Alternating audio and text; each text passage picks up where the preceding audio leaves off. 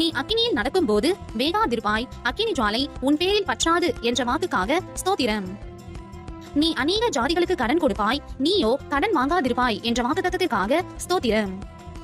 கர்த்தர் உன்னை வாளாகாமல் தலையாக்குவார், நீ கீழாகாமல் மேலாவாய் என்ற வாக்குத்தத்தத்திற்காக ஸ்தோத்திரம். நான் கர்த்தர், எனக்கு காத்திருக்கிறவர்கள் வெட்கப்படுவதில்லை என்ற வாக்குத்தத்தத்திற்காக ஸ்தோத்திரம்.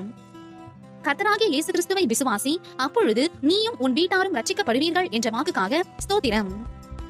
நித்திய ஜீவனை அளிப்பேன் என்ற வாக்குத்தத்தத்திற்காக ஸ்தோத்திரம். நிச்சயமாக நான் உன்னை ஆசீர்வதிக்கவே ஆசீர்வதித்து உன்னை பெருகவே பெருக பண்ணுவேன் என்ற வாக்குத்தத்தத்திற்காக ஸ்தோத்திரம். ஒரு ஸ்தலத்தை உங்களுக்காக ஆயத்தம் பண்ண போகிறேன், ஆயத்தம் பண்ணின பின்பு நான் மறுபடியும் வந்து உங்களை என்னிடத்தில் சேர்த்துக் கொள்வேன் என்ற வாக்குக்காக ஸ்தோத்திரம்.